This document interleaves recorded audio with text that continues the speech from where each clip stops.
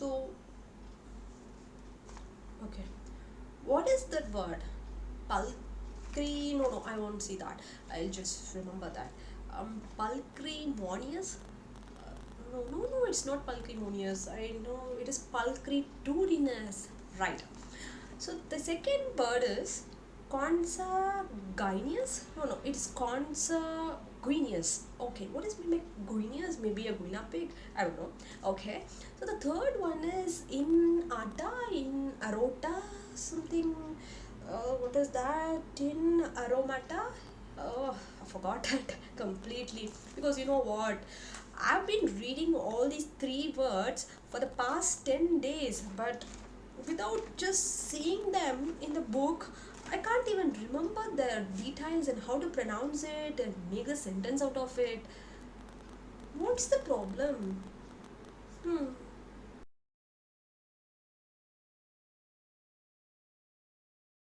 Hello guys, how are you all? So in today's video, let's discuss why am I forgetting all the words that I have written in my notebook? All are in my notebook, but nothing is getting into my mind. What is happening to my mind? Is my mind sick? Or else I am not going to learn any of the words throughout my life. Nothing like that. So, first, we need to understand how many words do we need to learn to speak a second language. In this case, it is English for most of us. For most of us means all around the world, a non-native English speaker. All of us want to be a good English speaker, more or less equivalent to the native English speaker. Is it possible to just be like them, speak exactly like the native speaker? To analyze that, we need to know how many words are there that are currently used in English. Almost 1,70,000 words, 1,71,146 words are used currently in English all over the world. Which means that, are you saying, which means 1 lakh words are used by the native speakers daily? Is it possible for me to learn all those words?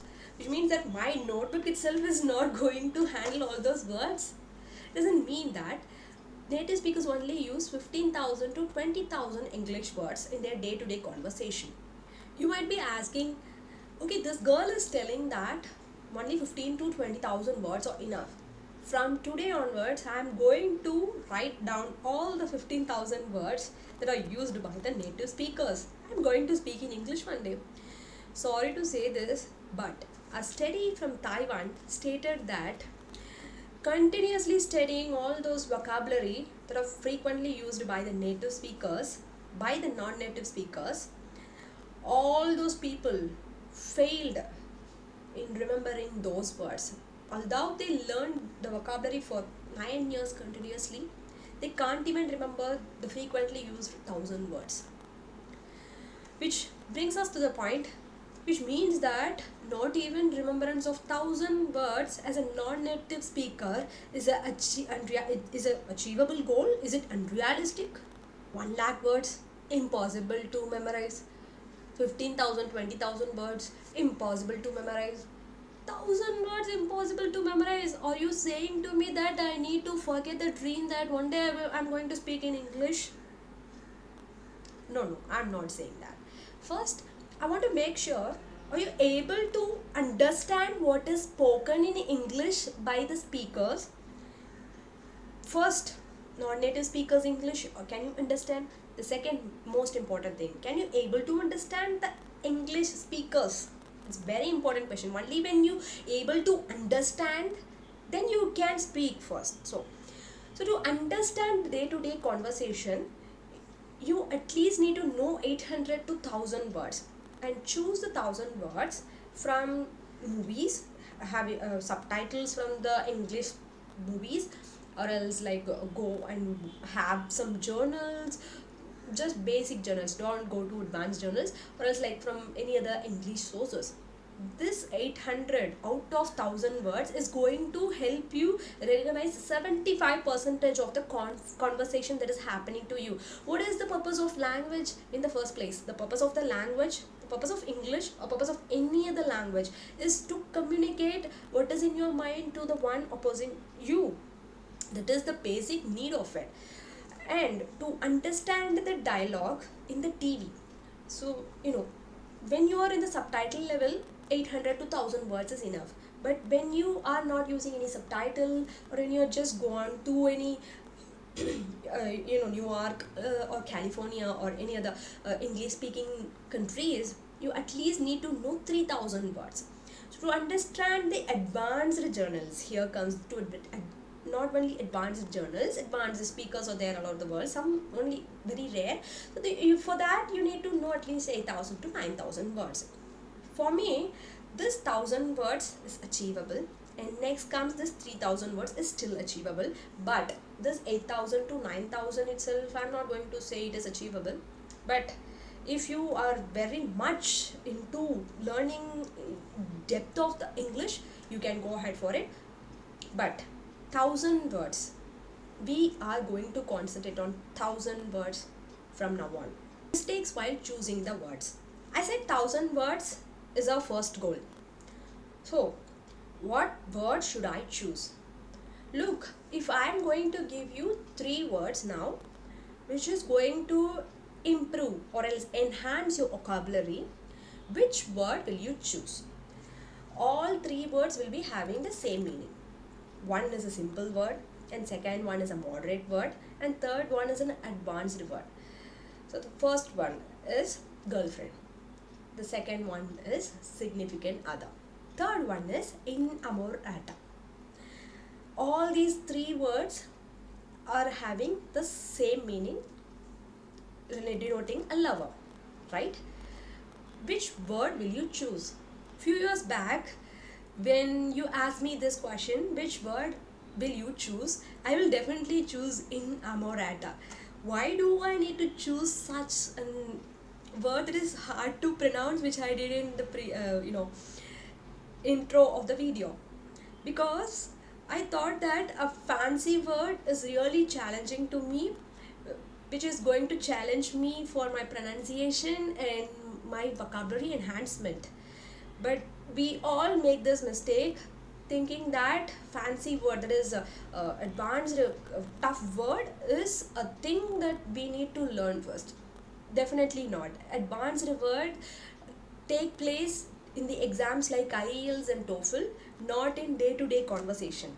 This is the fact that we need to come in terms with. Instead of choosing the tough words to showcase yourself in front of your friends, to make yourself more well educated from a high class family, high class society, or else you place your own self-worth with that tough word, or your famous celebrity has pronounced that word in that particular event which made him or her famous, so I'm going to pronounce that in my family or friends gathering. Or else there is a peer pressure, they are using this word, I'm going to use that same word, which doesn't make any sense. Only one psychological reason that makes sense in using the advanced word is certain complex words, that is the tough words, is going to convey the specific meaning. Rather than using the simple word, if I put this word, it is going to enhance the communication more deeply. Then I can use it, or else there is no need to go for advanced word at any cost. What if you choose tough words in your 1000 words bucket list, in your first challenge priority list? How will it create hindrance in your path of acquiring knowledge? How will it slow down the process of learning? It makes you very much worried about, okay, I'm not going to learn English throughout my lifetime. Those negative thoughts will come into your mind when you choose the tough words in the first go itself. So for your understanding, I am just projecting how it works here. First word, it is called as pulchritudinous. Okay, to pronounce this, I have been pronouncing it for more than 20 or 30 times. So use Google, pulchritudinous, which means beautiful. So how beautiful the word is? Beautiful. Instead of using pulchritudinous, I can use beautiful. What if I make a sentence out of pulchritudinous? I always stand in front of the mirror seeing my pulchritudinous face. What if I change the sentence to I always stand in front of the mirror seeing my alluring face?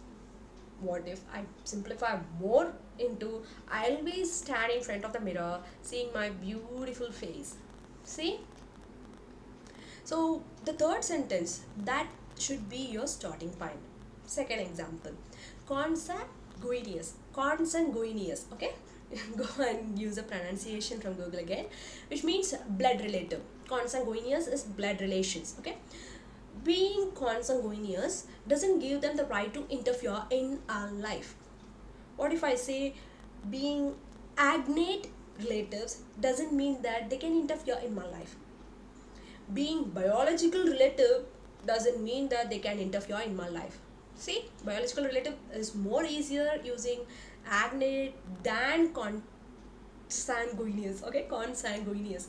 So so these three sentences, first one is advanced and second one is moderate and third one is simple. Go for simple word first and go to moderate, and after that if you reach the second stage, go for advanced word. Okay, so the third one is inamorata. This one means girlfriend or a romantic partner, mostly denoting a female character. Okay, his current amorata is so honest, yeah. What if I say his significant other is so honest? Or else, what if I say his girlfriend is so honest? His girlfriend is so honest. How simple the word is and how easy it is to understand. The basic form of communicating in one language is to understand. It is not to show off. Okay? Simple word. Remember, simple word is a king. When you use simple word in your communication, you are the king. Do not forget this entirely throughout your life. So, when you are in the journey to enhance your first 1,000 words, use a good online dictionary.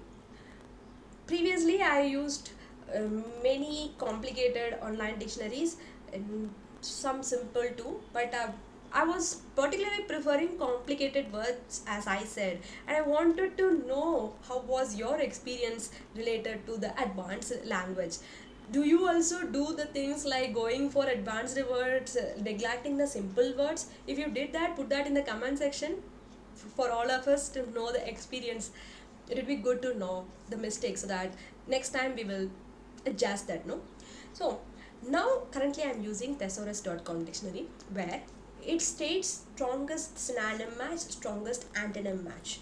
Here, when you're going to search for one particular word, it is going to give you a definition, that is another synonym, which means a second word in your bucket list, and another antonym, which is a third word in your bucket list, which means that word after word extension in one particular word, which is going to help you grab a lot of words in some instance itself. If you search like this, it would be a good idea too. Mnemonics, a magical solution to remember all those forgotten words. So before going any further into understanding what mnemonics is, I want to hear from you that how many of you have did things like this. I have gone through 10 words per day for the past 3 days. I have absolutely learned all those 30 words, but today on the fourth day, when I just try to recall all those 40 words, sorry, 30 words, only 5 to 10 words I can remember. Next 20, why can't I able to remember? I was doing things like floundering. I know it is stumbling, falling down. Yeah, I know, ludicrously is crazy. And what else have I written in there? Hostility is like enemy, right? Yeah, I know. And what is the another thing? I'm not able to even pronounce this. Cocoon. Okay, cocoon. Pled, thrive, meritocracy. See, oh, not even 7 to 8 words I can't even able to remember or pronounce. So which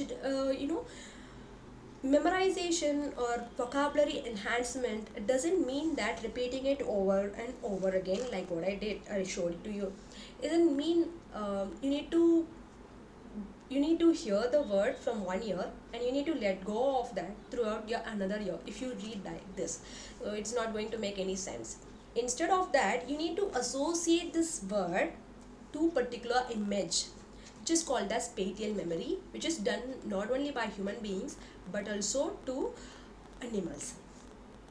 Joshua Foyer, from his book of Art of Remembering, said that it is very hard for us human being to remember a name, a word, a number, but it is very easy for us to remember a spatial definition of visualization. That is how mnemonics works. Mnemonics, it is going to help us to visualize a word, to connect us strange or unfamiliar word with a familiar word, so that every time when we look into unfamiliar word, we will recall that familiar word or we will recall that familiar image. Like for example, a switch from our bathroom, or else a route to my home, or else a route to my office, task that I perform daily in office.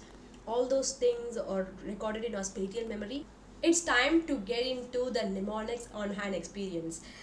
Let me try to get you into visualization of word into the picturization. The first word is cornerstone. Just separate the word corner and stone. Remember a big stone, and just try to visualize the word corner is embedded, that is written on it.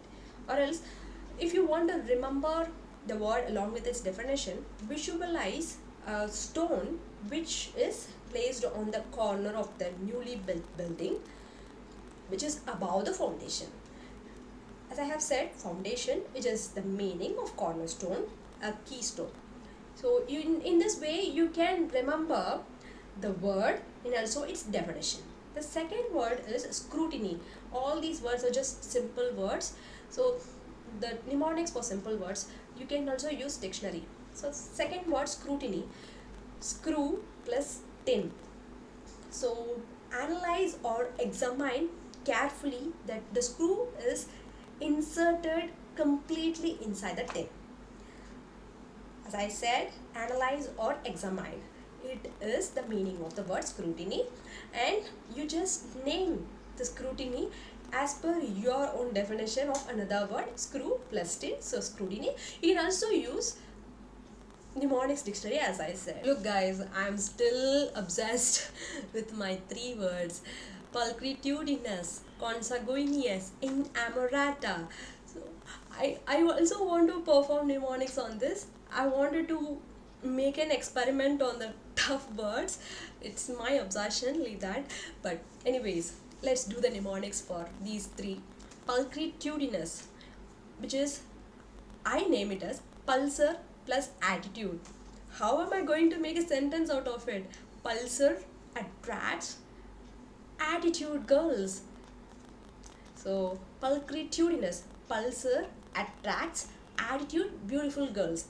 You can just name it with definition or without definition, as per your wish. So pulchritudinous is beautiful, pulsar attracts beautiful attitude girls. Second one, consanguineous. Con, sang, genius. Connection between the genius brothers who sang the song was like a dream. Con, that is from connection, and genius, that is with sang, and brothers is nothing but blood relation. So all these collected up, I made a sentence, and I'm going to remember this word for my lifetime, I hope so.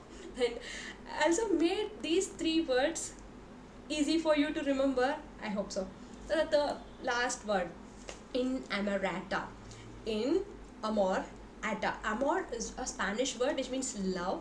So we are going to make sentence out of it. My Spanish girlfriend is in love, amor, with Indian ata. Okay, see how easy it is to remember these tough words with mnemonics. Okay, challenge time. So I am challenging whomever watching this video. I want you all to develop mnemonics for particular 5 simple words which you find very hard to remember or forgetting in your conversations. 5 is minimum. You can go beyond 5, and whomever is correlating this 5 simple mnemonics with their own simple definition will get the appreciation through likes and comments, and you can go beyond that too. So what are you waiting for? Let's take this challenge from today on. Watching this video, let's start picking new words and enriching our 1,000 words journey towards the end of this video. And let's be clear, simple is the king, and I will learn all those 1,000 very simple, easy to interact and easy to understand words, and I'm going to communicate with that person who's opposite in front of me without forgetting, and I'm going to speak with that person confidently. This is the affirmation that I am making this video. As such, you should have this positive mindset while you leave this video, and I hope so you will follow that in your life from now on. So I'll see you in another English related video with challenges in it. Until then, have a nice day. Bye bye.